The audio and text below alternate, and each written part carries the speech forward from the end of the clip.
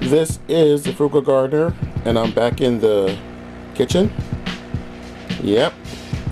Today, it's cold, it's snowy, it's windy. I just checked my thermometer, it's 29 degrees outside. And so I'm going to do a project I've been putting off for a while. As a matter of fact, a subscriber asked me to do this video, and this is on how to process your eggshells so that you can use them in your garden. Now, this is probably over 100 eggshells. It's been a while since I had done anything with these, so I want to walk you through the process. It's not really that difficult. When people talk about their fear of using eggshells or pulverized shells in the garden, the word that comes up the most is salmonella. People are afraid of getting salmonella poisoning, so they don't use the shells. The chances of getting salmonella poisoning is slim, but I don't know, I think back to when I was a supervisor, when I would train people, I would train them by the book. After the training was over, well, how they proceeded was up to them. So, if you want to make sure your eggshells are safe from bacteria, then you're going to want to use one of, well, I use two methods. There are actually three. You can put them in the microwave. That's one. You can put them in the oven. That's two. The method I'm going to use today is I'm going to boil them. Now, you want to boil them for at least 3 minutes, but the temperature of the water is got to be above 140. Boiling is 212. So what I do is I throw all the shells into a pot and I bring it to a boil, which is 212, and I let it boil. This is a rolling boil for about 5 minutes.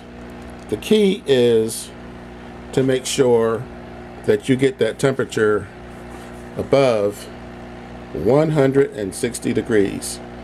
That's the key. Once you get it to that point, the salmonella has been killed and you're good to go. So let's do that now. So by the way, here are the shells that were not broken up. I mean, it's fairly simple. I double bag these. You can triple bag them. I double bag them because sometimes the pointed edges of the shell will poke through the bag, and you can get poked. It's not a big deal. I mean, you know, you're not gonna run to the emergency ward, but basically, if you can get these down to a more manageable size first, you add them to the pot, and that's all there's to it. Once these shells are processed, you're going to let the water cool, and you're going to dry them out, and then you're going to pulverize them, and they're ready to use. I do not wash my eggs. I've done research on this, and what I've read is if you wash your eggs, you run the risk of transferring the salmonella bacteria from the inside of the egg to the outside of the egg. Also, don't wash my shells.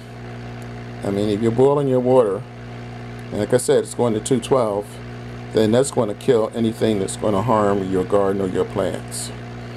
So I'll add these to the pot, and we'll go from there. Okay, so we have reached our rolling boil. I'm going to let this go for, well, it's supposed to be 3 minutes. I'm going to let it go for 5 minutes. Again, if you're going to do this in the oven, it has to be at least 140 degrees for 15 minutes. And in the event that you forget, I mean, before I started doing this, I make eggnog with my daughter during the holidays every year, and basically you treat salmonella the same way. I mean, I garden, I cook, and I write in my spare time. I write science fiction, and I also write detective novels.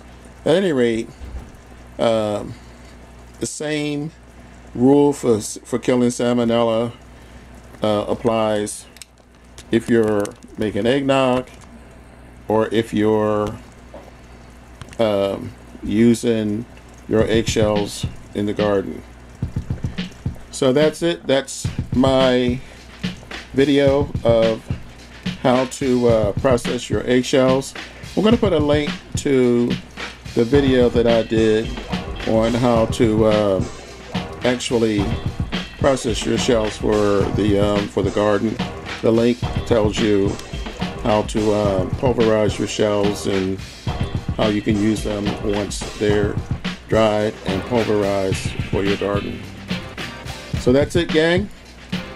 Thanks for taking the time to stop by my kitchen today. This is the Frugal Gardener, and don't forget, when you grow your own food, you'll always know where it comes from. Catch you guys on the next video. Have a great day.